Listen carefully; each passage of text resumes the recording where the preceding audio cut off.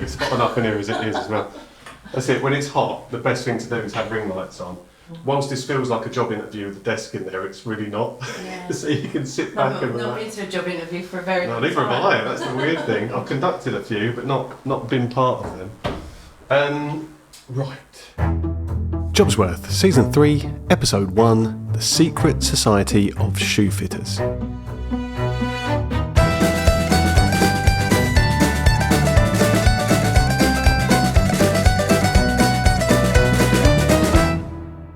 Welcome to the very first episode of Jobsworth Season 3.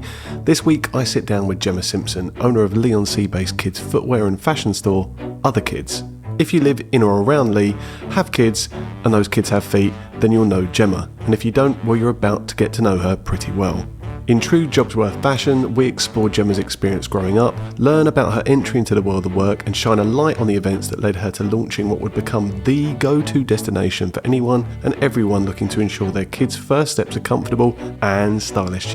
From Islington to Essex, we discuss Gemma's experience in an array of jobs in London, the arrival of her daughter and how she came to leave full-time employment as she looked to return to work following maternity leave. Ever heard of the Society of Shoefitters? Nope, neither had I, but Gemma being a part of it is just one of many signs that she's deeply committed to ensuring her customers and their feet are looked after. Other Kids celebrated its 7th anniversary this year. For a bricks and mortar retailer, that's no small feat, and as Gemma shares, it's not been easy. But can she ever see herself going back to a 9 to 5? Well, you have to find out. So without further ado, let me introduce you to the woman quite literally walking the walk when it comes to ensuring your kids get off to the best possible start, one step at a time. Gemma Simpson.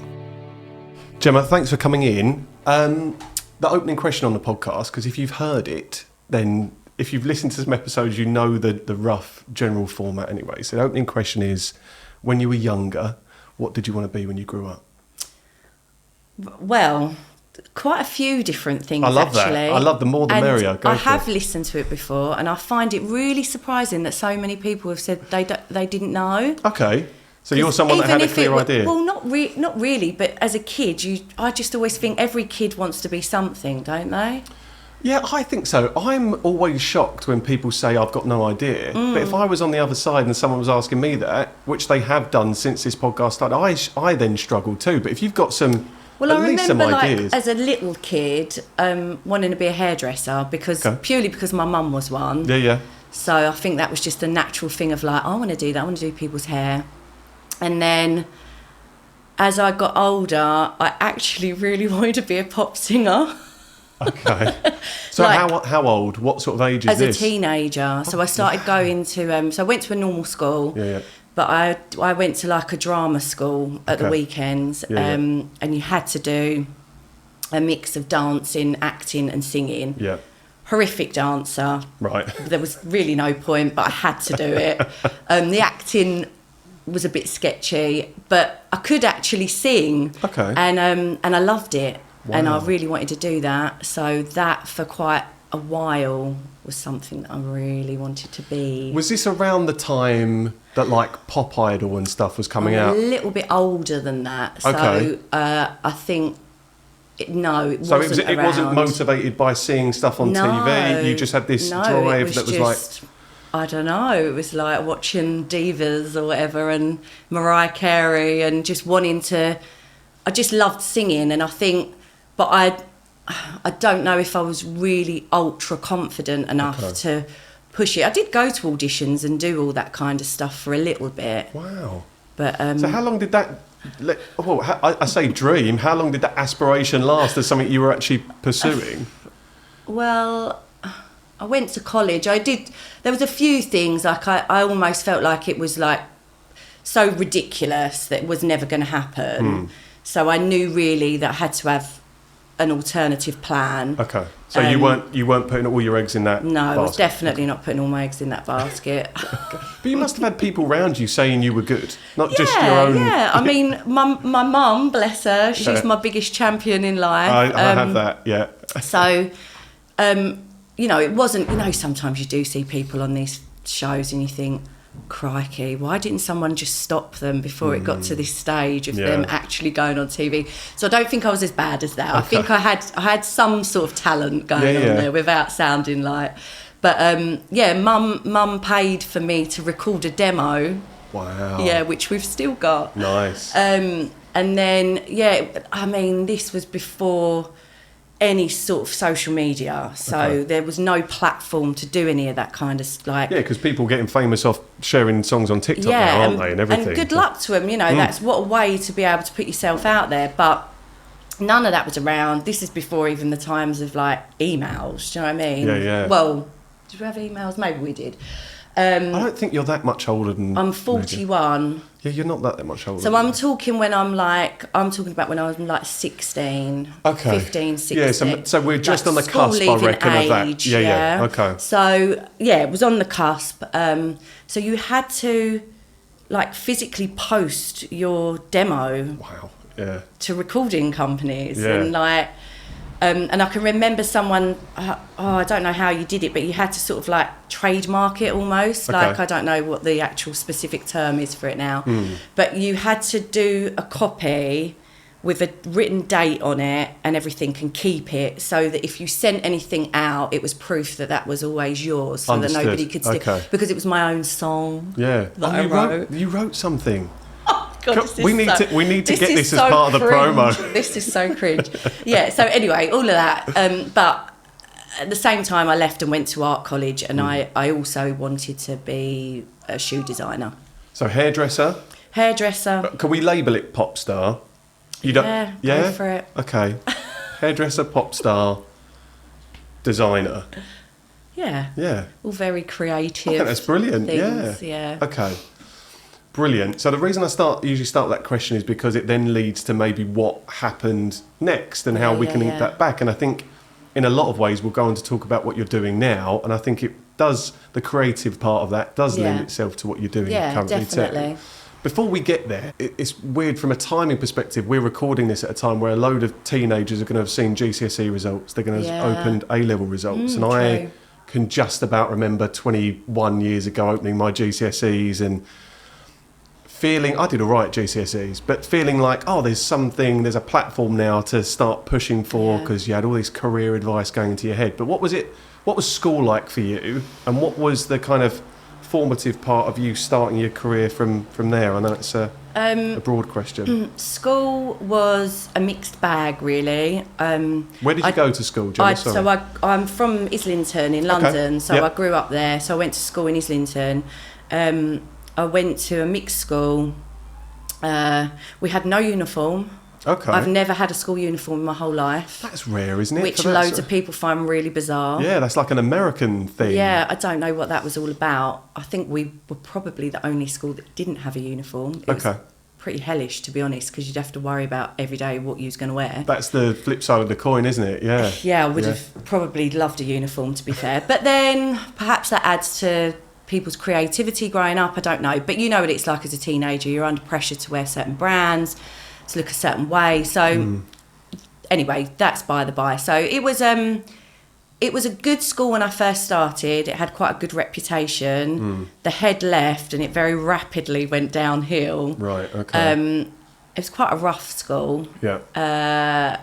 And yeah, I mean, I was pretty off the rails for the first good 2 years. We're talking senior school at this point, right? Yeah, secondary school was just a mixed bag, really. The first couple of years, I don't know if it was just my age, like that age where you're testing your boundaries, or whether it was stuff, in my personal life. Like my mum, I've got a big age gap between me and my brother. Okay. So my mum had my brother when I was 12. Right, okay. And that seems to be around the time that I went a little bit nuts. So I don't know if that was played a part in it, or if it's just hormones of being a teenager or what. Well, it's like a real time of change, isn't it? As well. Yeah, you're going through a lot, and then you've got this other human being that is getting attention when you've been the only person getting that attention. Yeah, so it must lend itself to it in some way. Yeah, maybe. And I went to school with a very mixed variety of people. I grew up in a council house, but a really lovely Victorian house on a lovely road, nice neighbours. I went to school with a mixture of people like me that grew up in that kind of environment. I went to school with people off of really rough council estates that, you know, were poverty stricken. Also went to school with people that were very middle class and lived in £2 million houses in Islington. Wow, yeah. So it was a real mixture of classes, a real mixture of backgrounds, a mixture of cultures, because obviously we were in London, you know.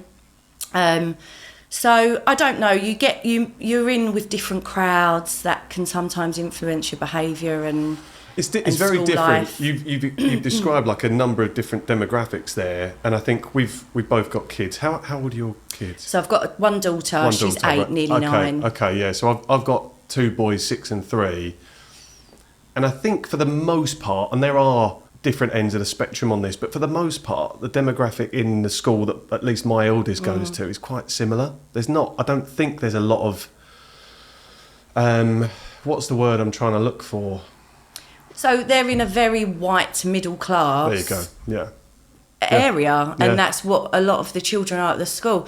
Similar to my daughter, she's at a different school, but in the same area. And I really recognise that because it was quite different where I grew up. Yeah.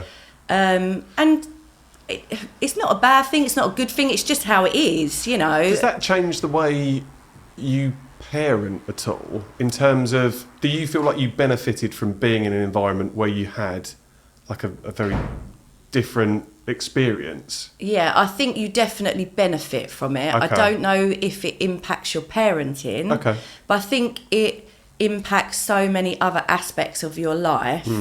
So if you want to bring it back to like the job perspective, when you are going out to the big real world, you are going to be mixing with different cultures, different classes, and you're going to be going for jobs and mixing with people at work that are from different backgrounds to you. So if you've come from an environment of schooling where that's been the norm for you. Yeah, you've grown up and that's all you've known. It's just an easy flow, isn't it? Like, you're not shocked by anything, or you're not like, oh, it's just normal. Whereas I do wonder if, you know, I don't know. I mean, I don't know what sort of school you went to and how you grew up. I don't know if then when you leave and you do go off somewhere else where there's much more going on, whether that feels a bit like, oh, wow. I'll be honest. So from my personal experience, I went to Fitzwymark Secondary School. And Which means nothing to me. Yeah, it's a school in Rayleigh. Some people, at least some people listening to this will know it. Yeah. But there was maybe a handful of kids that didn't look like me at that school. Yeah. And I know that when I went to do work experience, at a primary school, and it was at a school where there were a load of kids that didn't look like me. And then when I started working, you were exposed to so many people that didn't look like you. I definitely felt that there was more of a barrier to overcome when that was happening. Even work environments where there was just different people. In a way, I think I've still got a couple of hang-ups on that now. Really? So I think having that experience earlier and a bit of immersion into different cultures. Different classes. Different classes makes a big difference too. And I mean, I'm not judgmental really of anyone. I think because of that. Yeah. And also, I come from a very mixed background myself. My dad's Arabic. Oh right, okay. And my mum's English. Yep. So I've already got that mix of cultures. My dad's a Muslim. Yeah. My mum's completely not religious at all. They're not together anymore, might add, but I still have a relationship with my dad. So I had 2 very different worlds going on anyway. Yeah. So... what was that like growing up? Again, you're in a school where there's lots of, as we've said, it's kind of a diverse school anyway. I was in a diverse school, but because I look very white, I don't think anybody really ever thought there was any mix going on there. They just thought I was a white English girl, apart from the fact that I had an Arabic surname. Okay, right. So they'd say, oh, like, what, you know, where's your dad from? And I'd say he's from Syria, but nobody knew where Syria was. And it was a weird thing, really. I don't think I 100% knew where I belonged in that situation. You probably find that a lot of people that come from a mixed background will say the same. Yeah. Because you're not 100% anything, are you? So I ended up really mixing with people that just looked like me, because that's just how it happened. But there was a lot of racism that I experienced in front of me. Yeah. Because they just thought they could say those things in front of So me. not It was quite not targeted at you, but no, you were around it, and you're it was hearing quite that. a weird thing. But then I didn't fit in with like the Turkish girls or the black girls, or do you know what I mean? Because I didn't look like them, and it was quite. Although we all sort of got on, you still ended up, even in a mixed school of different cultures, you still probably ended up in your little groups. There were some cliques based on that, So I don't know. It was a bit of a weird one, and perhaps that played a part in me being a bit naughty for the first couple of years. I think in primary school, younger kids don't take any notice of that stuff, of what your surname is. They don't get it, or what your mixed background is. When you're little, you've got no like prejudice, have you, against or preconceptions of anything. I think that comes later on, and I didn't experience any of that stuff until secondary school, which felt quite weird, to a point where I almost felt a bit ashamed, and like I didn't want to say where my dad was from, and I didn't want to talk about it, and it was all a bit of a weird experience in that sense. Whereas now as an adult, I love telling people where my dad's from, because I love the shock. They're like, what? You don't look Arabic at all. Or like they fight. Yeah, I love talking about all that side of things. Yeah. But when you're a teenager, you're so embarrassed, and like, I don't know, it was a weird experience sometimes. But generally, secondary school was fine. It was a struggle, I think, to come out of there with really good grades. Okay. I think, unless you were very naturally academic. Right, yeah. You had that intrinsic drive to want to do well at exams. Yeah, I think the last couple of years I knew I had to really get my head down to get out of there with some GCSEs. And I did. I scraped through. There you go. I got what I needed to get into the college that I wanted to go to. Okay. But I mean, we had a couple of people that were employed that I can only describe as bouncers at the school. So there was these two people that were employed to walk the corridors. Right. That was their job. A man and a woman. And it was just to basically find people that were bunking off, smoking. There was all anti-climbing paint on the fences. Wow. We were allowed to go out at lunchtime. I don't know if that was a normal thing. Definitely not from my experience. We were allowed to actually leave the school at lunchtime. Yeah. And there used to be like a place up the road, everyone go and get chip butty. Yeah. Or you'd walk up to the market up to Chapel Market and go in McDonald's. Yeah. But it was like an opening for people just to not come back. That was my issue with college. Like so secondary school was very regimented. You had to be in your classes. Everyone knew where you were at all times. And then I went to Civic College, which again probably won't mean anything. My brother went there. Oh, there you go. Yeah, okay, so I know that one. So you know that one. Benfleet, yeah. There you go. Yeah. So I went to Civic, and all of a sudden they were like, "You got free reign to do, or pretty much do what you want." So I didn't go. Like I stayed in the canteen playing cards with my mates, or I'd chip off at lunch and go and watch a film and not go back. Yeah, and that's where the kind of my view on education, and definitely my experience of the whole thing changed completely, because I'd benefited from being in a bit more. You of a routine. needed somebody to be stricter, almost. Yeah. And I think, kids would bunk off all the time, but I suppose that happens in all schools. But it wasn't the easiest environment. It sounds really interesting. I think your whole experience, and definitely when you've got your parents and your dad is Muslim, Syrian, and you feel a bit other, because you don't know where that camp is that you belong. I felt like I was living two different lives. Yeah. And especially because when I was up to no good as a teenager, I never wanted... Can't imagine that. I never wanted my dad to ever find out. Right, because I didn't live with my dad. Okay. So I'd see my dad at the weekends. As I got older, it became less and less, because I didn't want to spend my weekends, because he didn't live near me. He'd moved to West London. Okay, yeah. And we lived North London. I think that's a trend that probably happens with a lot of... Yeah, so it would be maybe every other weekend sometimes.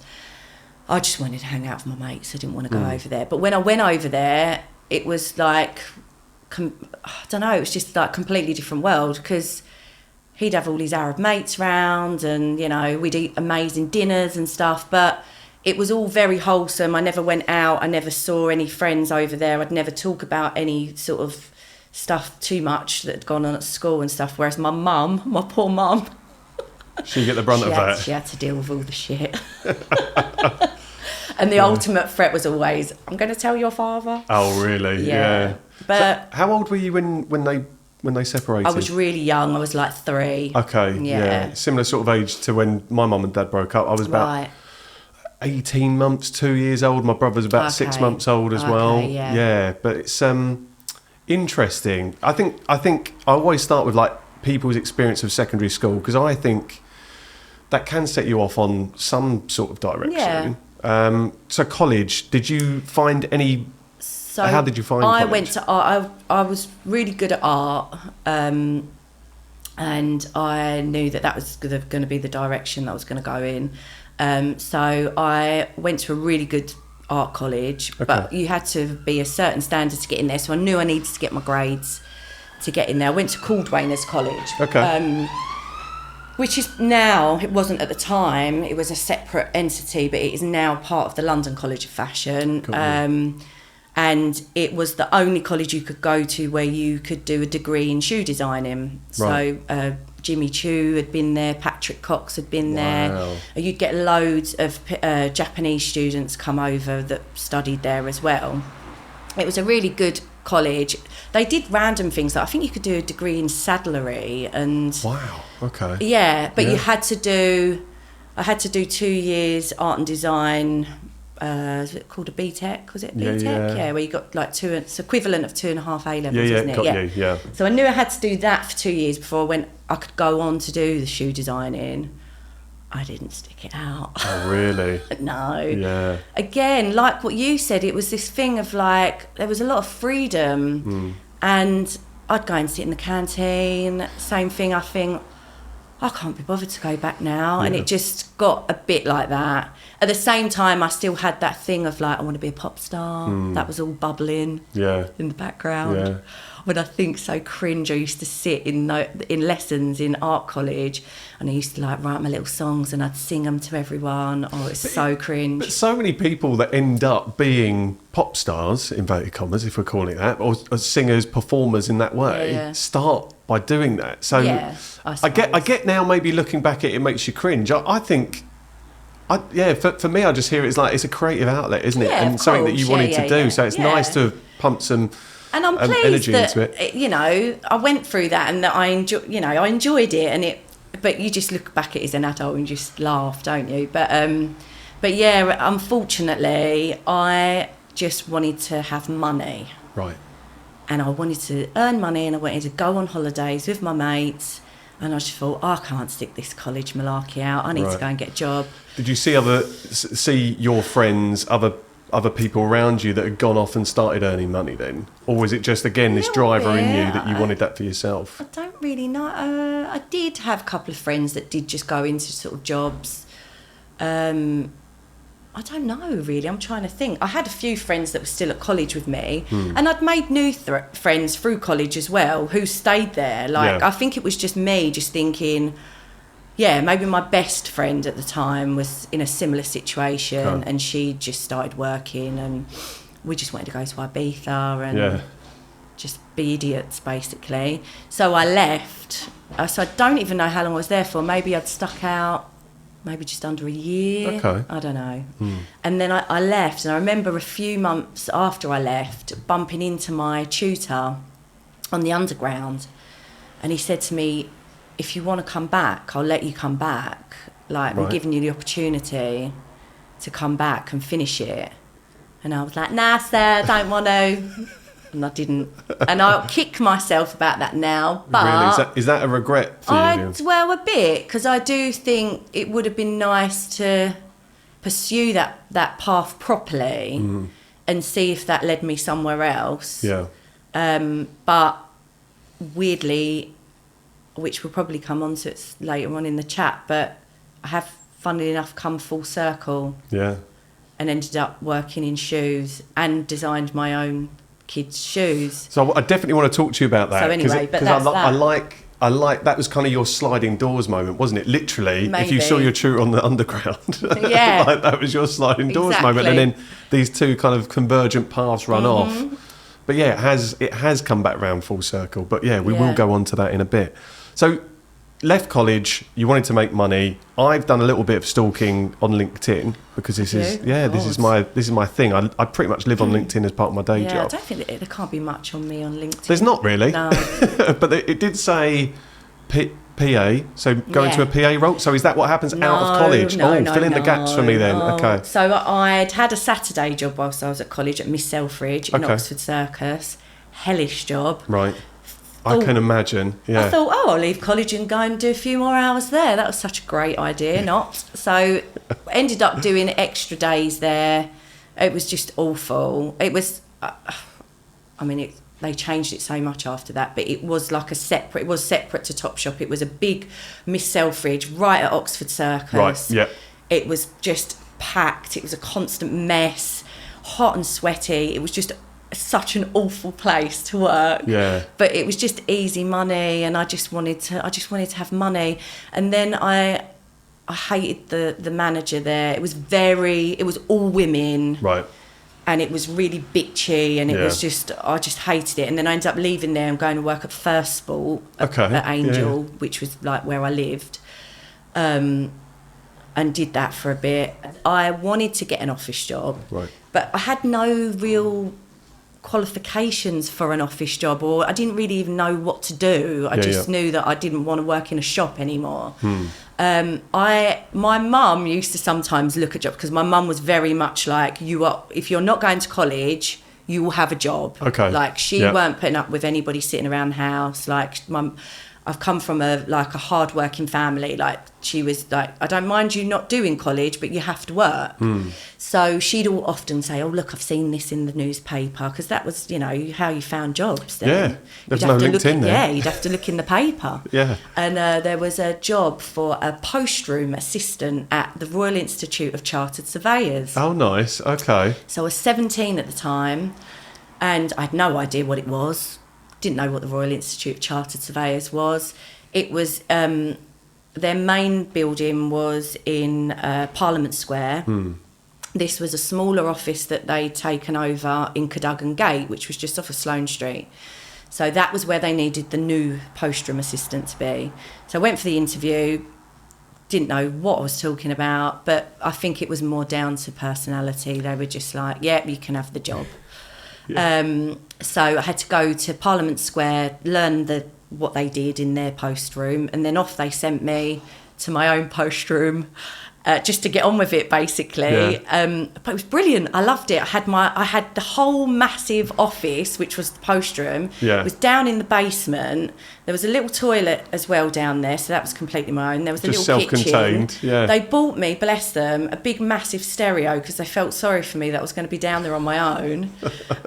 So I had this big sound system down there, and the people there were really lovely. I was so young. I think that I was a kid to them, so they just spoiled me. Like, they looked after you. Yeah, they looked after me, and like the guy there was an Irish guy that was the chef in the restaurant, who used to make amazing food, and he'd just be like, don't worry about it. He didn't charge me for any lunch. That's so nice. He kept all the vending machine stuff down in the little kitchen down in the basement. Right, so he'd be like, help yourself. So I'd like on tap like chocolate. That's crisp. Brilliant. What an experience. Loved it. Yeah. And I'd go on nights out, go into work with a massive hangover. Yeah. Run the post round, lock the door, wrap myself in bubble wrap, and have a nap. You wouldn't. It Really? Was brilliant. I loved it. And I made a friend there who is one of my best friends now. That's so good. Yeah, she was a little bit older than me. She was from Orpington in Kent, and through her I met my husband. So that job actually was quite a big thing. But it was there I left and did my travelling. Then you did your Valaraki experience. Yeah. Came back and then... and then I had to find another job where I was like working on reception, basically. Okay. It was a really small print company in Clerkenwell. Okay. I don't know, I can't even remember how long I was there for. And I did a lot of that. I then went on to do another receptionist job for a few years. which I really liked. I really liked working there. I was a bit like I was the office manager's assistant, and I did the reception as well. But I was there for a few years, made good friends there, really liked it. And it was all local. Like, I still lived in Islington then, and that job was in Clerkenwell. I rode my bike to work every day. It was great. Yeah. But I sort of always knew that it was like quite brain-numbing work that I was doing. And as you've probably guessed by now, the things that I wanted to do as a kid and the things that I was good at, like art, I was more of a creative person. Yeah. And it was quite boring to be in these roles, but the money was relatively okay for my age. Yeah, and I think this is a trap a lot of people that I've spoken to find themselves getting into as well. You get an office job, you get regular good pay, and your pay tends to go up the longer the time you serve with a particular company and too. You can't get out of it then, because how do you pay your rent? So on one hand, you've got intrinsic drive in you to want to do something creative, but at the same time you've got bills to pay, you've got a lifestyle that you want to live. So is it worth the sacrifice? And at that age, probably not, because you're going to have to give up. There's going to be a lot of hardship if you really want to pursue that. And I don't think, I'm not going to generalise and say for most people, in my experience and the experience of a lot of people I speak to, I don't think in your early 20s, I'd say even in your mid 20s, for some people even into their 30s, they have enough of a drive or ambition to really make those sacrifices. And I'm not saying that's wrong. I fall into that camp, but it's only when you become a bit older, maybe more mature, you've had a bit more life experience that you think, I need to start turning my back on some of these things in order to... maybe you need to do all that stuff first to... It's a rite of passage be able almost. To get to that point. Yeah. You know, so I'm a true believer in things happening for a reason, and... But yeah, I did that job for a few years, and then, so I met my now husband. So I was 20 when I met Elliot. Yeah. And he was from Bromley in Kent, and I'd met him through my friend Emma, who was from Orpington. Yeah. So he still lived at home. I lived in London. He'd come and stay. Just our flat was just like the party flat, because I had a lot of friends now that I'd made through Emma that were from Kent. And of course everyone wanted to go out in London, and no one wanted to get trains home, so it just became the flat everybody stayed at. So that went on for a few years, but then we did want to live together. We'd said, right, we need to make a decision whether you're going to move into this flat and we're going to carry on renting in Islington, or whether we try to save somehow so that we can buy. So we moved out, and we started renting in Beckenham, which was over nearer to where he was from, because it was a lot cheaper. And I decided to leave the job in Clerkenwell that I'd been at for 3 years as the receptionist, because I'd never done that whole commuting thing before. And I thought, oh my God, like, it's so far away. How am I going to get to work every day? I was used to getting on my bike and doing like a little 15-minute... up the road, the thought of a train or whatever. Or no, I used to get like a bus or the underground a few stops to previous jobs, but that seemed really far. I was like, okay. And his friend at the time worked for a recruitment company in Beckenham, so he said, oh, I can get you a job. There's a job there, like as a PA or admin assistant or whatever it was. So I left that job. We moved to Beckenham. I started this job in Beckenham, which was like a 5-minute walk, and it was like hell on earth. And I felt completely cut off from any world that I'd ever known before, because all of a sudden wasn't living in London anymore. And I didn't even have that connection because I wasn't going in every day for work. And it just felt weird. And you said you're in recruitment, so you're from that world. Oh my God, I hated it. It was just... It was a very male environment. The only women that worked there were the people that were admin or PAs back or a reception. Jobs. And we were bottom of the rung. And it was, a very male-focused environment. And it was fine. Like, I got on with everybody there, but you did get to a point where you think, oh my God, I'm getting paid absolute peanuts here. You're on some ridiculous wage, and you treat me like shit, or whatever it is. We worked really hard. We worked like dogs, to be honest. And me and one of the other girls, we were just like, we want out. And we both decided to leave at the same time and just leave them in the shit. Yeah, nice. I will just kind of double down on what you're saying. I used to work for a bigger recruitment agency, and our back office team was bigger than our frontline sales team. Okay. And without them, we would have all been fucked. So you can't. It's like having an engine with nothing in it turning round. Like you can Everybody do all the. plays a part, don't they? Yeah, you can do all the. In recruitment, the sexy stuff, win the clients, make the placements. But if you've got no one sending contracts out, sorting payments out, everything else falls away. Yeah. And often, they are the people that just don't get any recognition, both financially and any other way. Well, this is it. And I think that was the first job that I left without having another job. Okay, because you were just bad done. that I just had to get out of there. And I remember worrying a bit about that, but everybody had said to me, you can get a temp job. And I did do something for a bit. I won't bore you with that. And then I got the job at Arcadia. Okay.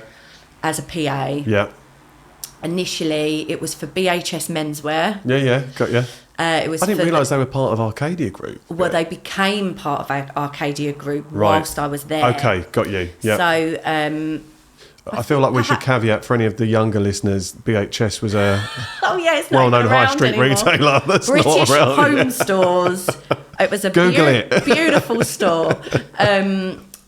Quite old fuddy-duddy sort of. It's got that stigma around it now. I remember my mum at the time dragging me into things like, even as a teenager, if we were out in Southend High Street, there used to be one, and you'd just get dragged in there, and it was like, okay, you go in there to buy slippers or like that kind of. Yeah, I feel like we're offending a lot of people, it was a bit like Marks and Spencer's, but not as nice. That's a great way of. They should have had that on the branding. Can you imagine? But yeah, I think that's a good. If you haven't heard of BHS, definitely Google it. But it's a bit of an M&S kind of thing, but without the nice food. It's a great way of describing it. But yes, I was there, and I knew that this job was maybe a little bit out of my depth, and I'd never been a PA before. I'd only ever really done like admin assistant, receptionist kind of thing. So I was PA to the two buying directors for BHS Menswear.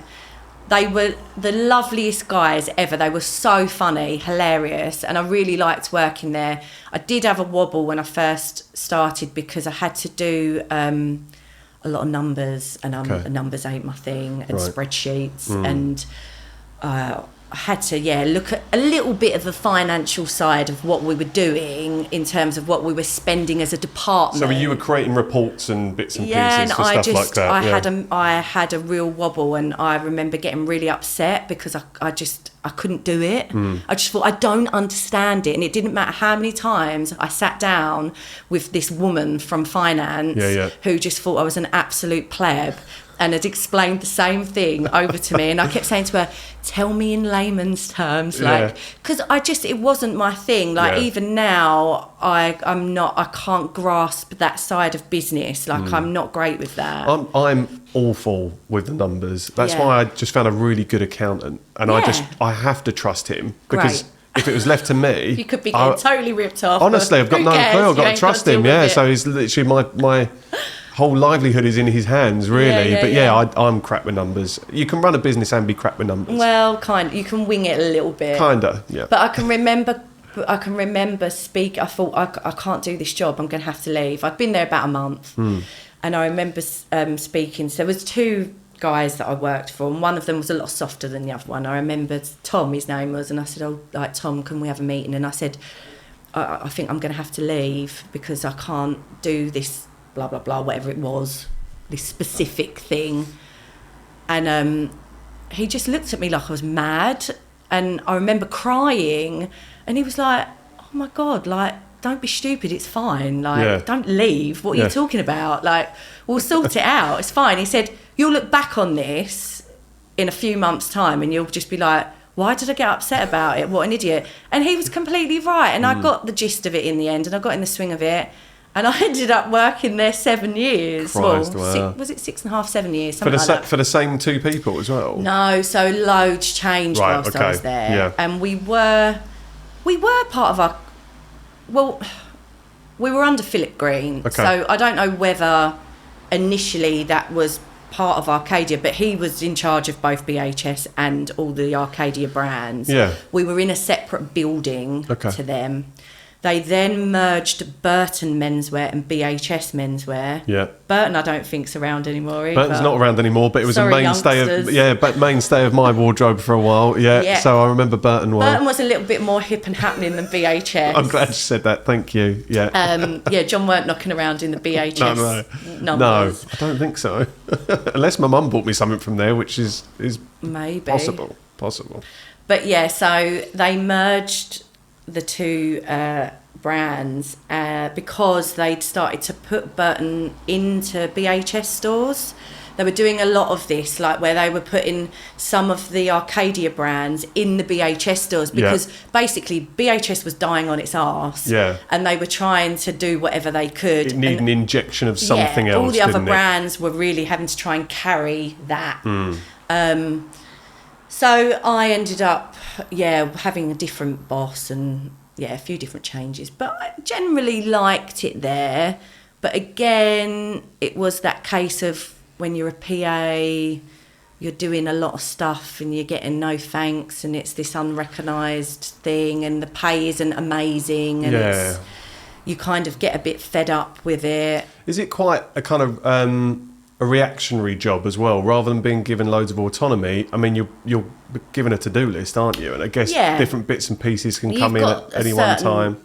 Amount of responsibility that you know is there for certain things, but it's a little bit reactive. But it's just quite mundane things that you do. But I liked the environment because it was a fashion environment this time, and it was different to anywhere else I'd worked before. So I think initially I thought if I can get my foot in the door as a PA, it might lead to something else because I was really into fashion and that world, and I thought, it would be amazing if I could kind of move in another direction.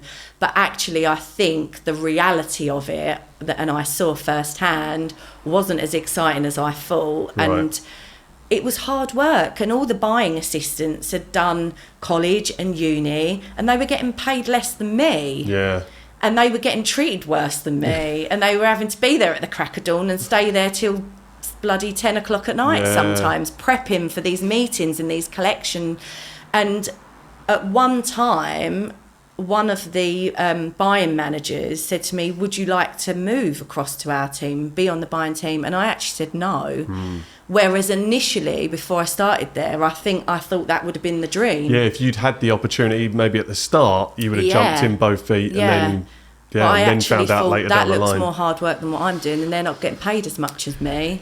Did you listen to Bex's and Amy's episode? So Amy, and I cannot remember. I want to say M&S that she was a buyer for in some capacity. And her experience was one of like really committing to the job and being underappreciated.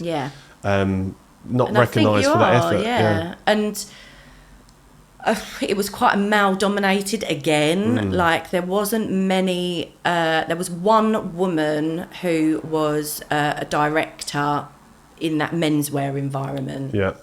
But everybody else was male, and which doesn't bother me so much. But I don't know. It's just it's a funny thing, isn't it, when you look back? And I mean, Philip Green, as I'm sure loads of people have heard many stories about him. So everybody was under him as well. So it was quite a weird environment sometimes, but I liked it there. I just knew that I knew that really, as the years went on, I knew really I wasn't probably going to do anything creative, and that ship really, I felt, had sailed as I was getting nearer to 30. And I'd moved into a different part of my own life where I'd got married, and I really wanted to have a baby. And I thought at that point, well, what's the point in me trying to pursue anything new? I'm just going to have a baby, and once I have a baby, I'm never going to work again. So is that what you had in your head at that time? That was the kind of 5-year plan at that point, was have a baby. And that's when I have a baby, I ain't going back to work. This is going to be brilliant. So I didn't really push to myself or pursue any searching, and we had a really rocky road for me to try and get pregnant, basically. Right, it just okay. wasn't happening. And I just felt like I was really stuck in a rut of this thing of, do I try and get another job? And then I got to a point where I just thought, oh, sod it, I'm going to start looking for another job. If I get pregnant, then great, whatever, I'll deal with that. So I remember going for a few interviews for things that didn't work, and then I did get a job for a really big American footwear company. This is Wolverine? Yes. Yeah, okay. So a lot of people won't know what Wolverine is. I saw it on LinkedIn. I've only known it through, again, some crossovers with different brands I've helped hire for in the past. But do they sell any brands that we'd know? So do you remember Caterpillar? Again, Yeah. the younger crew. Although I'm waiting for a comeback of Caterpillar because all 90s stuff's really in fashion now, I mean, isn't Caterpillar it? is still doing like Workwear. the workwear. But they were like back in the day of like combat trousers and stuff, which has all come back round. I hate to say now. I've got that old that it's come back round. That was quite sort of a bit of a fashion thing at some point. Yeah. Anyway, so Caterpillar was one of their brands. Hush Puppies. Yeah, I remember Hush Puppies as well. Yeah. We are dating ourselves so much. Yeah, I know. This is really like ancient talk, isn't it? It's fine. What about Merrill? It's quite a big sports brand. Yeah. I remember Merrill as well, yeah. Saucony. Or Saucony, I think it's pronounced. Oh, Saucony. Yeah. A bit hipster. I think so. Yeah, so they had loads under their umbrella. And I was hired as a PA to their vice president of their lifestyle brands. And it was a big jump in pay. Yeah, but it was a lot more interesting. They gave me a lot more responsibility. I was really involved in their events for their campaigns. Okay. And I loved that because it was a bit more creative. Yeah. And I really, really loved working there. I had some really lovely colleagues. I mean, my boss, some people got mixed reviews about him, but I really got on with him really well, and I really enjoyed working for him. And it was the first time, actually, that I'd been in a job where I felt completely comfortable. I felt capable, I felt appreciated, and I just really liked working there. And then I was there for about 2 years, 2 and a bit, maybe 2 years, and then I got pregnant. Okay. So I had gone on maternity leave, thinking that I would go back there, but only on a part-time basis. Yeah. Because they were based in King's Cross, in an amazing building. I don't know if you know where the Guardian building is in King's Cross. So King's Cross is very trendy now, isn't it? Yes, yeah, I've been there a few times recently. Very different from when I grew up, that side of London. Yeah. But yeah, amazing building. Anyway, I had a chat with them briefly about, what would happen once I'd left and blah, blah, blah.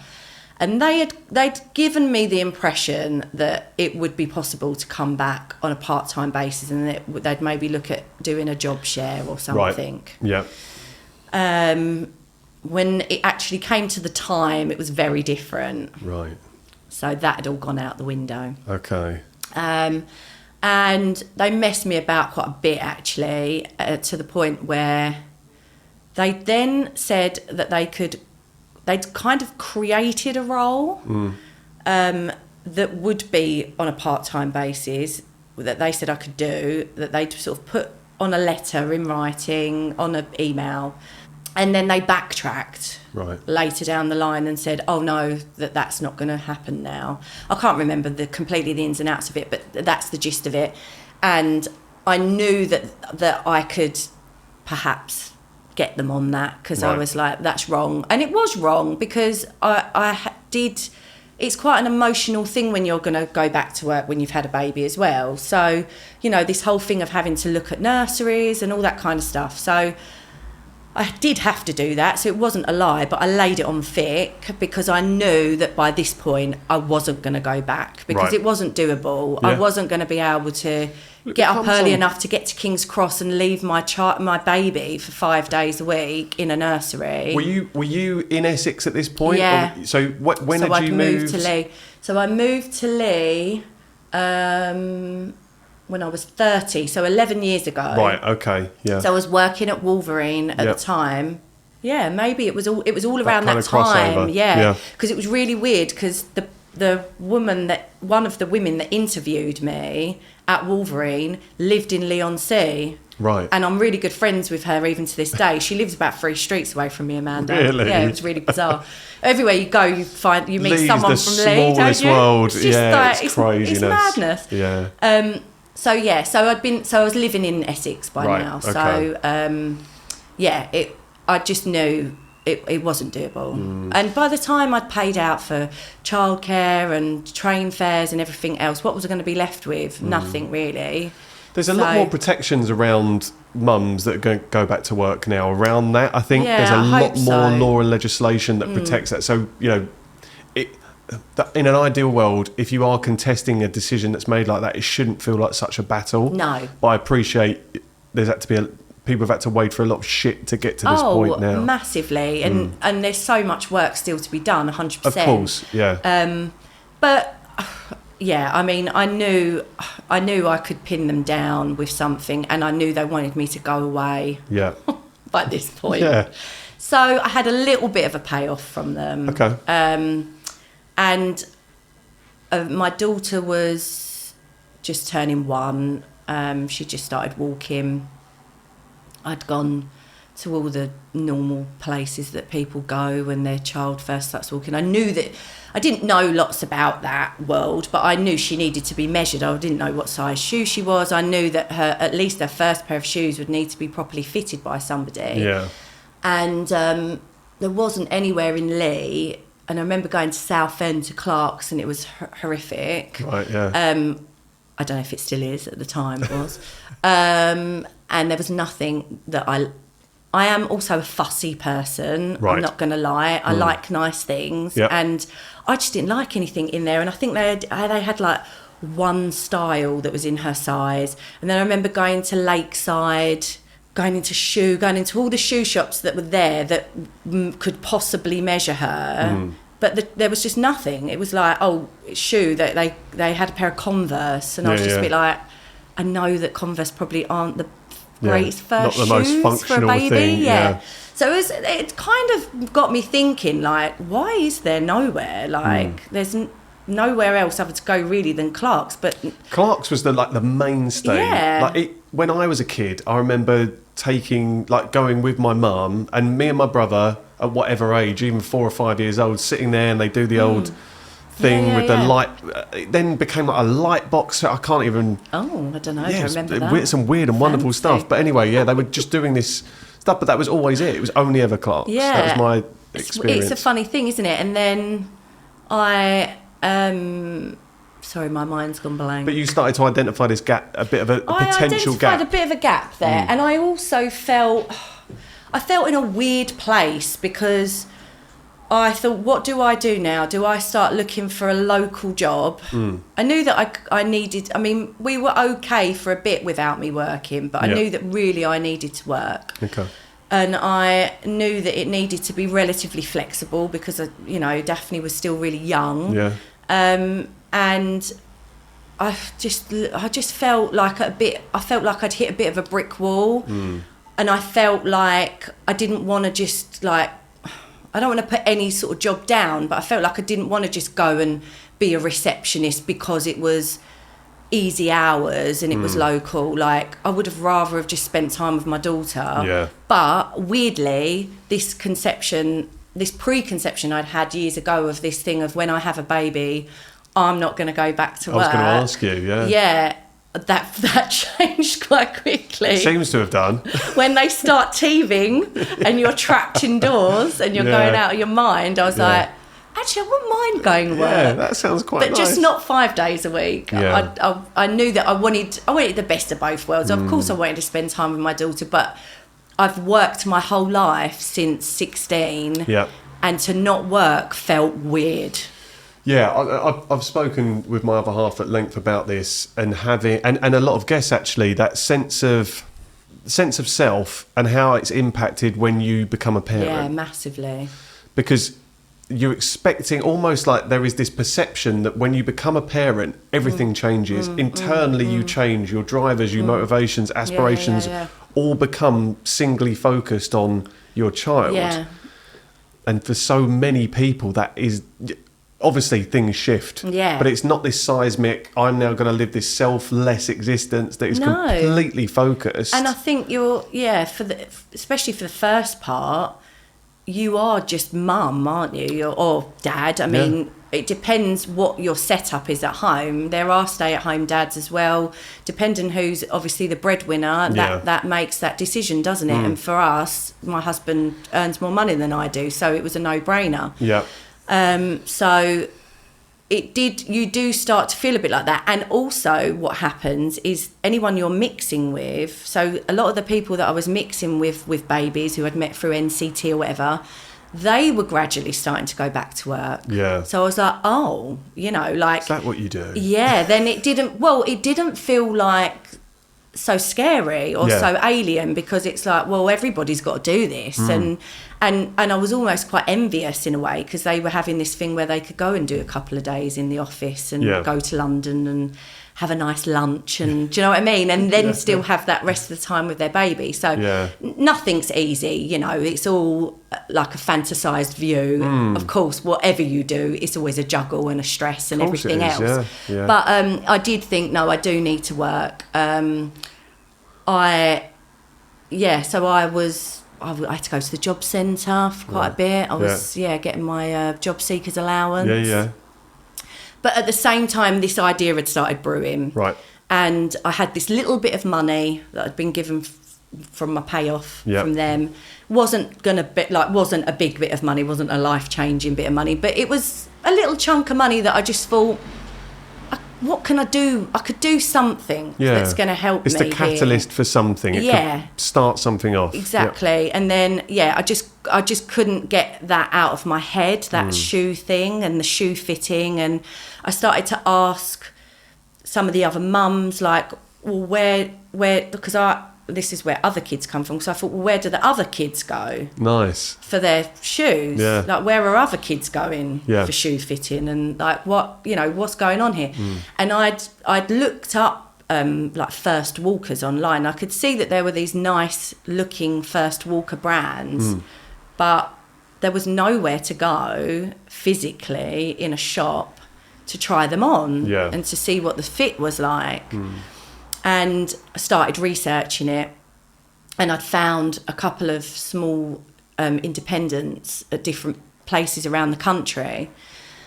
And I just got it in my head, cut a long story short. And it's a funny thing when you get an idea like that, because you sort of, when you tell people, you don't know what their reaction is going to be to it. Yeah. Like, if I'm not from a family that have gone and just started their, well, I say that, my dad did have his own business, but like my mum has just always worked as a hairdresser, always worked for somebody. My grandparents were stall holders, and although they worked for themselves, it didn't, I don't know, I just felt like it just seemed like I knew they were going to think, oh, it's a stupid idea. And what was their reaction?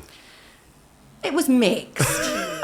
They thought it was a stupid idea. And I wanted people to be honest with me as well. And I asked a lot of the NCT group that I was very involved with at the time. So we had a good group of our NCT. Some people have bad experience with NCT. I had a really good group I've made really nice friends with. And we were all quite close at the beginning. And we had our little WhatsApp group. So we were all on that all the time. And I was sort of feeding the idea to them. And I think most people were quite supportive. You could tell a couple of people were thinking, that's a shit idea, but they didn't want to say it, but you could hear the doubt. Yeah.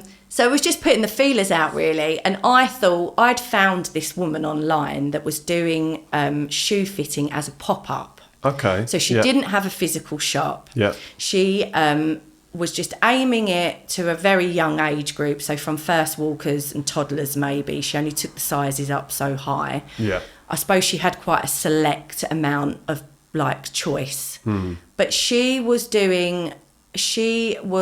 like going to the baby groups, different cafes and stuff where there'd be families, mums, babies, and rotating it on like a 6 weekly basis. Okay, yeah. And advertising it. So they'd put posters up or Instagram, yeah, whatever social date media. so-and-so's yeah, going and to be she here would doing be this. there. Yeah, and that seemed to like be working. I thought, that could be something because it's more flexible for me whilst I've got a baby and I don't have the commitment of committing to a shop. A physical space. I could create a website and then the shoe fit inside of it I could do as a pop-up.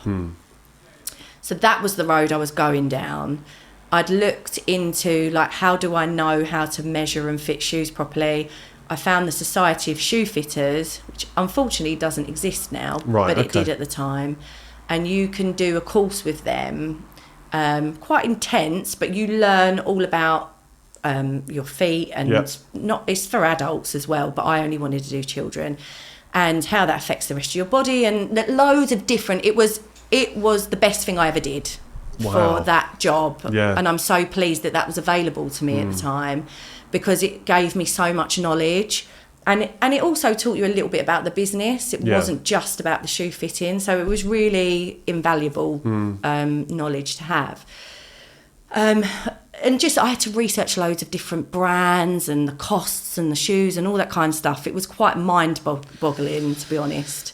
Can I go back one step? I just want to ask you one question. How much were you influenced by those voices either saying, yes, it's a good idea or no, it's a bad idea? Because if there'd been enough people saying that's a shit idea... Yeah, if there was enough people, like an overwhelming amount of people saying that's a shit idea, then I would think, okay, don't do it. Okay. But I think it was a thing that maybe a lot of people hadn't thought about. So they were like, okay, well, don't know, maybe. Like I don't know if they were sure, really. Yeah. I think my husband was a bit like, I think... When it got to the point where I was going to have the shop, I think that was when my husband was a bit nervous about it. But the shop happened by accident. Right. So I used to drive up and down the London road quite a lot. I don't know why. Where was I going? I don't know. But I seemed to always be passing that bit where Chalkwell Park is. Yeah. And there was this little tiny, tiny shop that was on the corner, and it just had a little tiny piece of paper stuck in the window. Yeah. And it was completely empty, with a telephone number on it saying to let. And I kept seeing it and I thought, I wonder if they'll let me do a pop-up in there whilst it's empty. Yeah. Just at this point, had you started doing those pop-up style things? No, I hadn't done any of it. I was in the real beginnings of trying to get the Society of Shoefitters course finished. Right. Getting in touch with all the brands. This was all coming to a head at the same sort of time. It was all coming together at the same time, Okay. My daughter was only 1 at the time, so it was quite and you're doing this with a newborn. A 1-year-old, and a 1-year-old, Yeah, so it was quite full on. But I was lucky enough to have a few people I could talk to from Wolverine, from my previous job, because that was footwear. Yeah, of course. And I again had some invaluable advice from some people that I will always be grateful for. Jezza, good old Jezza, one of my colleagues there. He's actually a rep that I deal with now. Funnily enough, he's a sales rep for one of the brands that we sell. Oh, brilliant. Yeah. But he spent loads of time on the phone to me, telling me, giving me advice, telling me stuff I wouldn't have known, So it was really good, and I was lucky to have that. And then... so I sort of thought, sod it, I'm going to go for it. I'm going to get the ball rolling. I've got this little bit of money that I didn't think I was going to have. If it all goes to shit, I'll have to just go out and get an office job. Yeah. So I'm quite sensible, but I have got quite a big fuck it button as well. I describe myself as having a fuck it button. Yeah. And I think some of the best decisions I've made is because I've hit it, and also, unfortunately, some of the worst decisions I've made. You can even it out and say I'm probably just about on top. That's but I think you've got to... And I think sometimes I do just press it, and I was like, I'm just going to go for it, I don't care. But then, when I saw that little shop, and I thought, sod it, I'll ring the number, I'll see if I could when I initially start, whether I could have it just for a month, Yeah, like as a pop-up, just to get my name out there and get people to know about it. Yeah. And then when I rang up, funnily enough, he's in one of these offices here, I think. Or he used to be, so you might know him, but I won't say his name. So I rang up and this person answered, and I started sort of telling them, asking them, and then I sort of like recognised his voice, and then I said, "Oh, is that you? So-and-so?" And he said, "Yeah." And then I said, "Oh, it's Gemma." So it's basically one of the NCT dads. Oh, wow. Yeah. I get another small world So scenario his thing. family have got a very big, well-known property company round here, estate agents and stuff. So it was one of his properties, and he just said, "Just take it on. We won't sign a contract." Right. The rent was absolute peanuts. Yeah. And he said, "If you want to take it on as a rolling thing and just see how it goes." So I That was did. it. Yeah. So going back to your comment earlier about believing things happening for a reason, I mean, we didn't label it as fate, but maybe there's an element of that to it as well. All of this coming to a head all just seemed to happen at the right time. Yeah, maybe. And, you know, I would have gone back to that job at Wolverine if they'd have been more flexible with me. Yeah. But maybe it's a good thing that they weren't more flexible with me, because then it leads you here, doesn't it? Yeah, that little bit of investment that you're allowed to put into the business or are able to put into the business, and then it acts as the genesis of something that now we're talking about, like you described it as an idea that people weren't sure about. Like I'm not trying to blow smoke up your ass by saying this, Gemma, but in terms of our local area, you are the person that anyone that has kids approaching an age where they're getting their feet sized, it's only ever your name. Oh, well, it's only ever other kids that are being mentioned. So slagging me off. I mean, no, but it's amazing to have gone from that point where you're even probably yourself, you're doubting, is it a good idea? And people are like, the concept I'm not really sure about. And now, what are we, 7 years on? Yeah, 7 You're sort of sat there very much established as the go-to person in that space. Yeah, I mean, I think there's still a lot of... it's always you're always still learning, you know? Course, it doesn't matter how long you're in business, I think you're still learning, you still always feel nervous, you still wonder, am I doing the right thing? Or why did I start doing this? But then it's like with any job, isn't it? There's always pros and cons. So it was definitely like the best decision I made, and I'm proud of it as well, you know? Like if it all went to pot tomorrow, I could walk away and say I'm proud of that. Like it was successful. Whether it'll be successful forever, I don't know. But it's definitely had its moments. It has been successful. Yeah. So, and I didn't have any background of that. That was just, I had to learn that myself. So, and I did it, you know, I opened the shop. My daughter was just coming up to 18 months when I opened that shop, and it was bloody hard. Yeah. It was really hard. Christ, it had a big impact on our lives as well. Yeah. And initially something I was doing because I thought was going to be more flexible for me as a mum. Well, I can share that motivation. When I'd set up my business, I left this bigger agency that I worked for and set up the business when my son had just turned 1. Similar kind of time, like point in time, and it was the midterm goal was to get a better work-life balance. Yeah. And if I zoom out, I talk about this a lot. If I zoom out, over the last 5 years, I have had a better work-life balance. Right. If I zoom in on a given month, it is shit. I work more hours than I ever did in your typical 9 to 5, but I wouldn't change it. No. Because it's different, your stuff, isn't it? your responsibility, your pressure that you're putting on yourself, and I think there's something, that autonomy, I think, is something that I've really loved. I wouldn't change it. I think, and respect to anybody that works and juggles a family, because whatever job you're doing,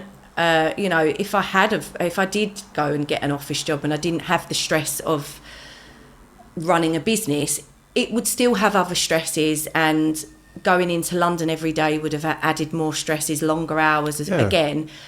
I think what I didn't realise, that how all-consuming running a business is, and that it took up a lot of my brain space. Yeah. It still does, but at the beginning, very much so. And I almost sometimes look back and feel a bit guilty about that, because I've only got one child, and I do think, I hope that didn't impact, my parenting so much. But if I'd have gone and worked in London every day, it would have, And the job of a parent is to feel guilty about pretty much every decision you make. That's it. And like, we're always wondering, is it the do. best thing for our kids? Yeah. And, I'm not sure my husband feels guilty about going to work every day, though. God love him. But that changed his, that had a big impact on him as well, because then all of a sudden, every Saturday I wasn't around. I had to be in that shop. Yeah.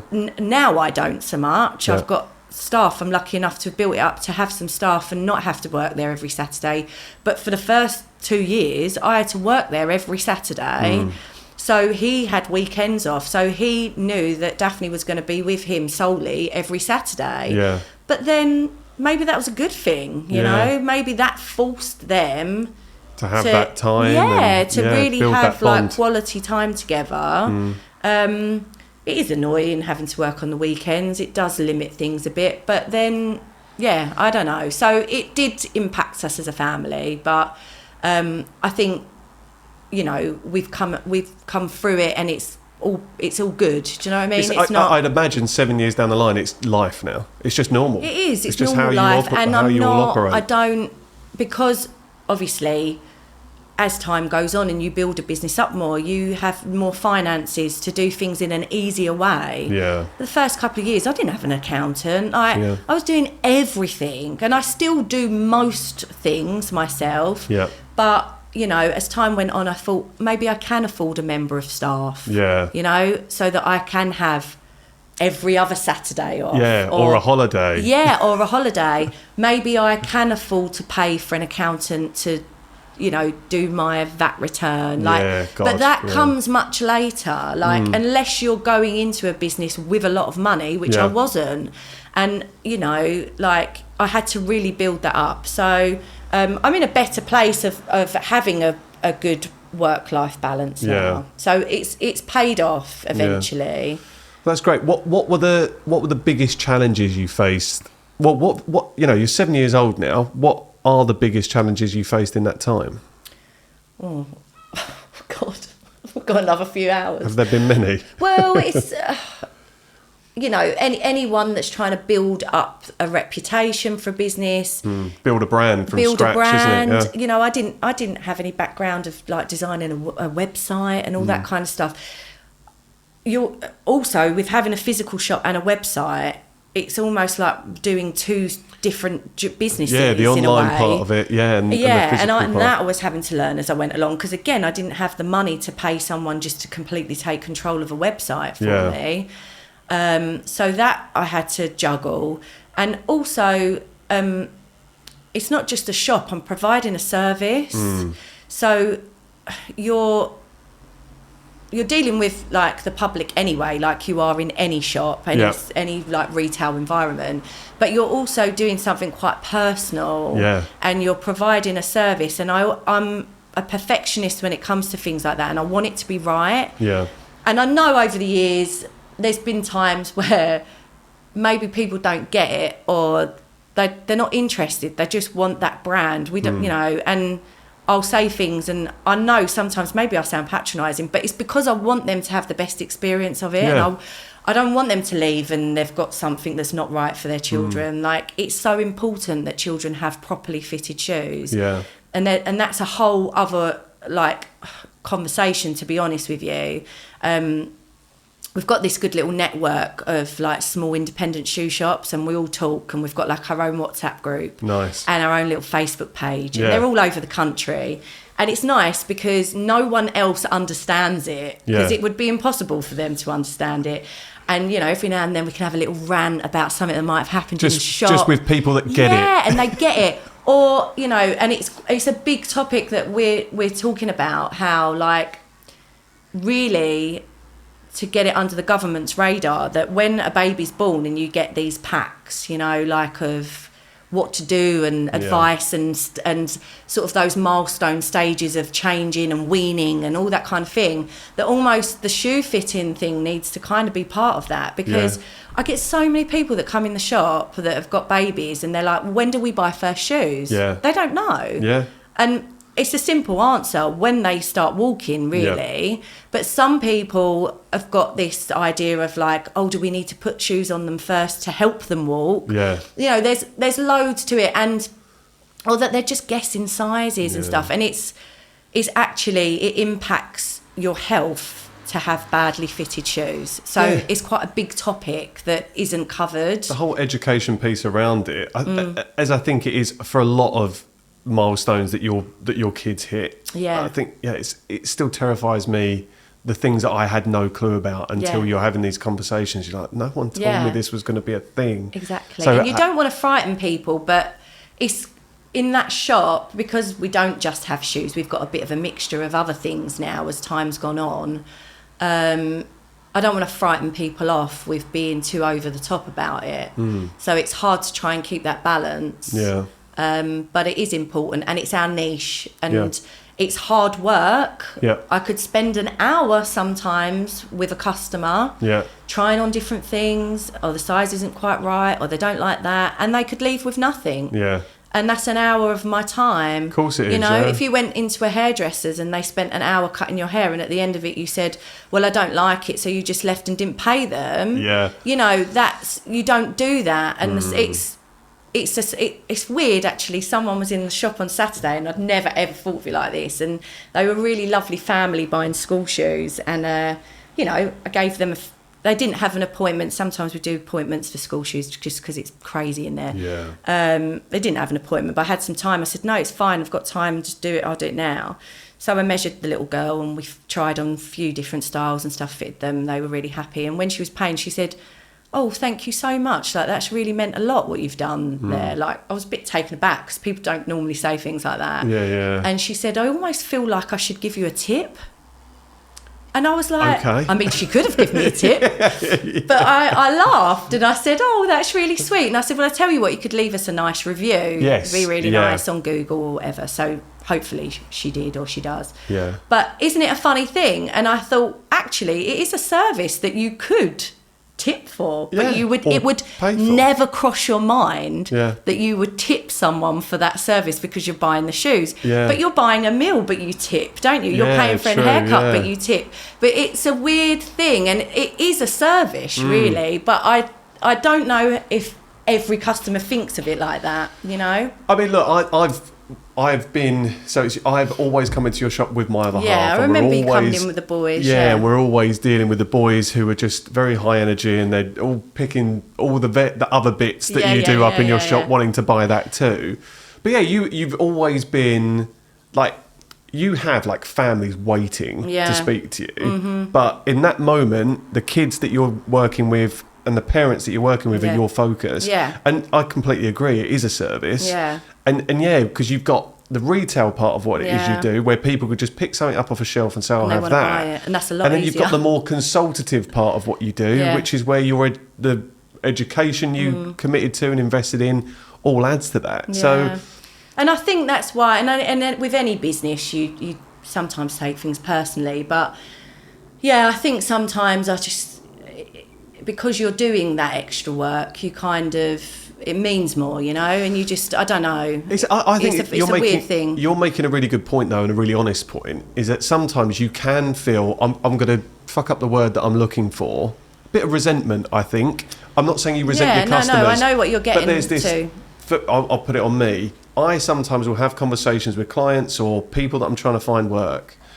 Let's say the people that I'm trying to find work do not pay for the service that I provide. The client pays my bills. But I will spend hours upon hours helping people, giving them advice on CVs, giving advice on LinkedIn profiles, whatever.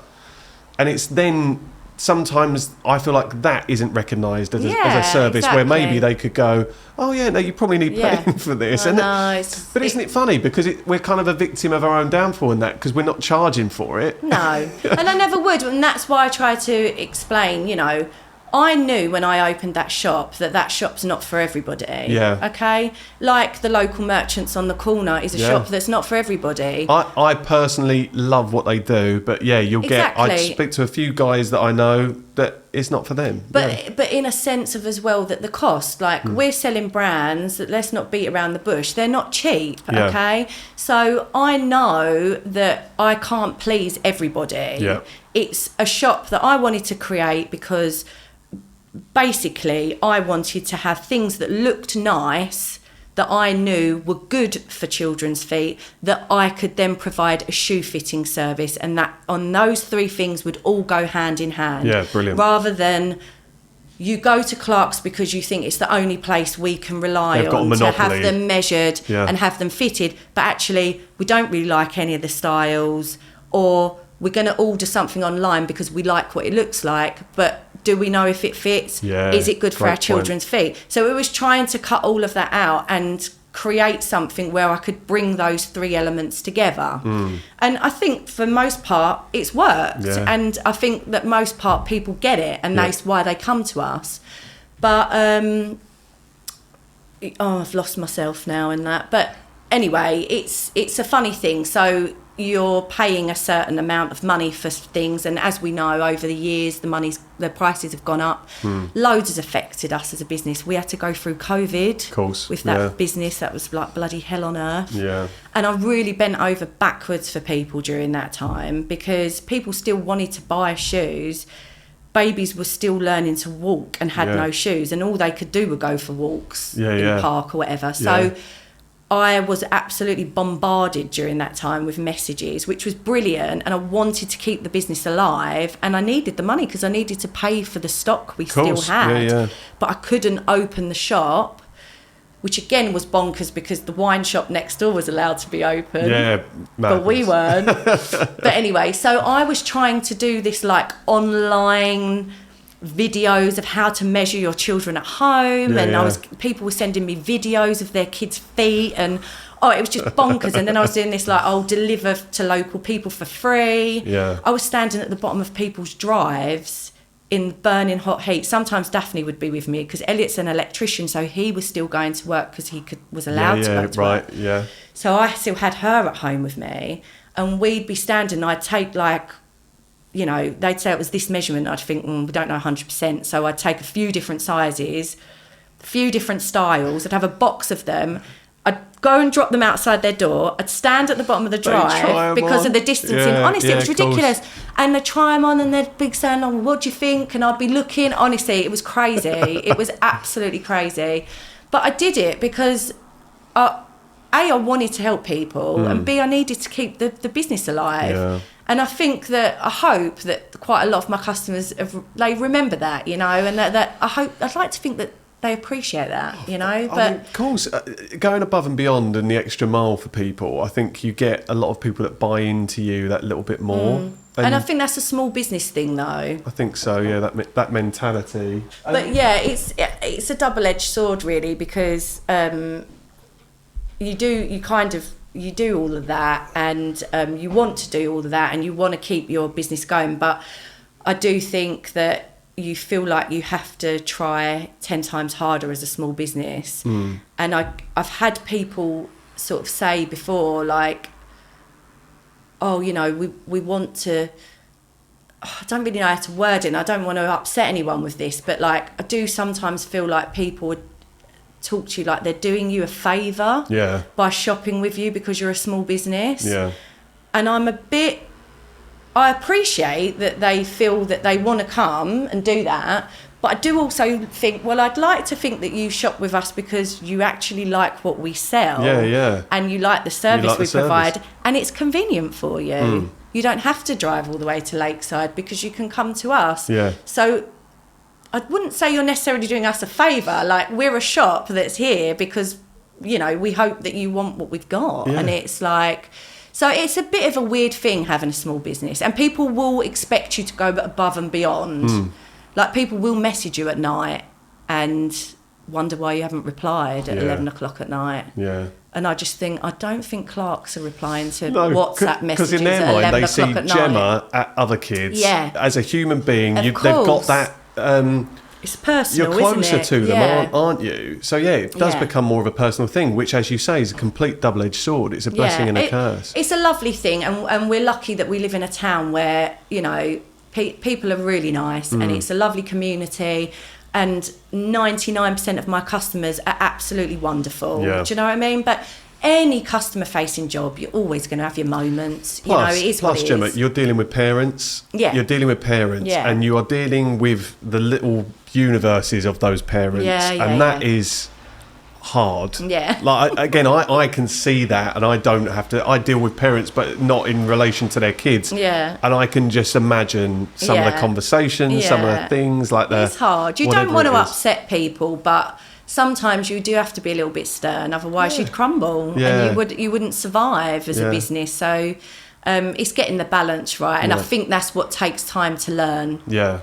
And any I suppose anyone would say that, you know, like Andy in the coffee shop, and I don't know what the boys' experiences are, but anyone that has to deal with that, and I talk to a lot of people, and you know, everybody has these moments, don't they? So I think it comes with maturity in running a business. I think it comes with maturity of customer service as well, and understanding the kind of communication you have. Yeah, it is experience, isn't it? Yeah. The more experience you have, the better you know how to deal with them. Yeah. And of course, I've made mistakes, and I sometimes think, oh, maybe I didn't handle that so well. I'll have to do, and I remember it for the next time, you know. And that's part of it. You just learning, but you know, I'm happy with how things have gone, and then this year I've designed a little collection of sandals. That's amazing. That was, you know, something I wanted to do for quite a while. And that's where we're coming again full circle, isn't it? And From that's your when sliding it felt door weird, moment. yeah. And I thought, actually, I've actually managed to do that. You know, design a shoe and have it created and sell it in my shop. That's and walk so cool. and walk down the street and see kids in the park sometimes that might be wearing them. How did that feel, Gemma? It's a nice feeling. Yeah. You just think you're caught up in the day-to-day of a business. I'm physically in that shop, so I'm not running a business and I'm away from it. And it's, you know, I'm in it every day, not every day, but I'm there most time, and dealing with customers and mopping the floor and you know, like doing the window display. And so there's so many things, and doing all the buy-in and answering emails, and you're doing so many other things that sometimes you don't take a step back to recognise what you've achieved, because you're doing, and you're tired. And those little moments sometimes when you do, I could be out and I'd see a kid. I quite often see children in the local area, and I know their shoes are from our shop because I recognise the brands, or I know that they are, or I recognise the people a lot of the time. But yeah, when I've seen the shoes that I've designed, I think, oh, that's quite nice. That's isn't really it? cool. It's like a little moment you can have where you can separate all the other crap that you deal with the business, and that's something different, which is quite nice. And again, I think for anyone either running a business, let's say the earlier stages, I'll be 5, so the business will be 5 years old in September, thank you, and 7 years old for you. And I think for anyone that's going through that process or thinking about doing it, it's kind of forcing yourself to take that step back every once in a while. Yeah. It's hard. The reality of it's hard, because it's survival first off. Yeah. And then it's maintaining what you've got, and then it's potentially looking to grow in the future, hiring people, whatever that looks like. But forcing yourself to take a step back and go, oh God, actually I've done all right. Yeah. Give yourself a pat on the back. Yeah, and you have to acknowledge your achievements. It's really important. You have to make sure that at some point you have a little bit of a balance with your family as well, and don't let it completely take over, because then that's when you become resentful. Exactly that. Yeah, that's a really good point. We're nearing the end, Gemma. I've got a couple other things to go for. I'm going to ask. This is kind of one of those really cliche podcast questions, but what advice would you give to someone considering like a major shift in their career? I'd say to make sure you do lots of research into whatever that new path is. The more research you've done, the better armed you're going to be, the more knowledge. You know, you just don't go into something blind. I think sometimes people get an idea of something and they just think it's going to work, but they don't know enough about it. And I did do a lot of research before I went down that road. But I think sometimes you have to take the plunge, you know, and not doubt yourself too much, but you also have to be ready for hard work. Yeah, that's great. I think that's great advice. I mean, yeah, my advice is similar in that you have to be informed. Yeah. Because if you go into something completely blind, if you hit that fuck it switch too early, yeah. there is a chance, or a bigger chance, let's say, of potential failure. Because you do see businesses open and close pretty quickly, and I think maybe they just didn't know enough about it, you know, letting themselves into something they don't know enough about. The approach you took as well, kind of stress testing or sanity checking it with a group of people that were essentially going to be your customers, I think is really good. So actually having conversations with a big enough audience of people that could potentially be using your service to see if there's a I don't think you should be frightened to ask people, you know. There's a benefit in that. I don't think you should be frightened to talk about it with other people first. Yeah. You know, like, no one's going to judge you. Yeah. It's better to do that. Even now, I mean, I if I go to buy meetings, I still sometimes post things into my Instagram stories to see what the response is. Yeah, yeah. And if I get a good response, I think, okay, I wasn't sure about that. That's the nice thing about social, isn't it? I think that's great. You can temperature check something in real life, in real time. I think that's a really good thing about it. And like you say, people are nosy, so they love that, and that makes it more personable to them. Yeah. You know, they feel like they're involved in it as well, which is good, and they are. Yeah, that's it. Right, thank you so much for that. Right. That's a great soundbite for the podcast as well. Right, for this season of the podcast, I've introduced a game at the end. Oh gosh. Called This or That. So it's basically, I'm going to ask you 10 questions, and very quickly you have to pick from one of the two answers. Okay. So try not to think about it too much. Okay. I'll try to make these as specifically related to what it is you do as I can. Right. Which I didn't stress check this with my other half, which I potentially should have done. Okay. Question number 1. Bright colours or pastels? Oh, bright colours. 2. Trendy designs or timeless classics? Oh, timeless classics. Footwear focus or clothing focus? Footwear focus. Obviously. Online shopping or in-store experience? In-store experience. Seasonal collections or year-round staples? Year-round staples. Kid shoes with Velcro or laces? Velcro. Matching outfits for siblings or unique looks? Oh, unique looks. I'm dealing with matchy. I know some people love it, but... You don't have to justify it, it's fine. Eco-friendly fabrics or durable synthetics? Oh, eco-friendly. Okay. Quick turnaround sales or long-term loyalty? Long-term loyalty, always. Dealing with a toddler's tantrum in store or facing a last-minute stock delivery crisis? Tantrum. Yeah, it's fine. I can imagine you have to deal with a few of those. Yeah, do you know, I don't mind if it's not my own child. Yeah, if it's definitely my own having kid that separation is really helpful. I'm not fussed. I think, oh well, off they go. Brilliant. Well done. You survived that. Okay. Right, and now the last question that you get, and if you've listened to any previous episodes, you'll know this, but you get a question from my mum. Yeah. So this is a tradition that's sticking around for the season 3 of the podcast. Again, I don't listen. Nervous about this. I tend to be quite nervous because I just don't know what she's going to ask, but I do play it down the microphone just so producer Tom can hear it, but I'll try and make it loud enough. So off we go. Hi Gemma, I'm just wondering, what's the most expensive pair of children's shoes a parent has asked you to source? Thank you. Oh. Ask you to source. So I don't know if you have to source. So maybe we'll just change that question. God. What's the most expensive this is an pair of children's shoes you've sold? I've got to say, I'm going to put everybody off from coming in the shop now. No, I mean, look, it's mum's question. You don't have to answer. Oh, the most expensive pair of shoes we've ever sold. They're probably around the £80 mark. Okay, yeah. Yeah, I'd say. Yeah.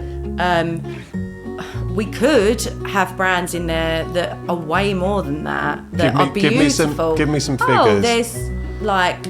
there's a really lovely children's brand called Pepe. I think they're Italian. Right.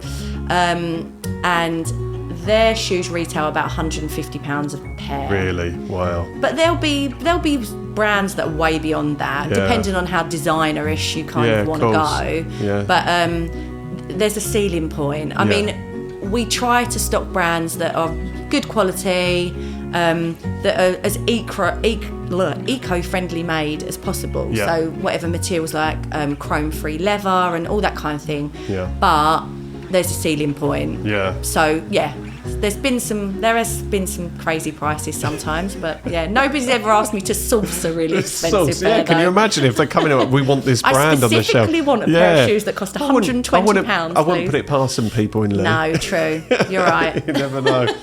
Gemma, thank you so much. Really appreciate your time. It's been really fun. Thank you. Thank you. Cheers.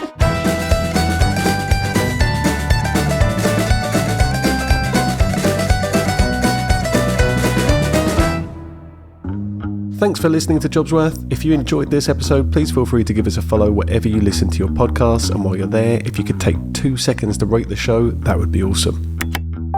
You can follow Jobsworth on Instagram, where you'll get teasers for upcoming episodes, some behind-the-scenes videos, and the occasional bit of career inspiration. And if you'd like to learn more about my day job, then feel free to connect with me on LinkedIn.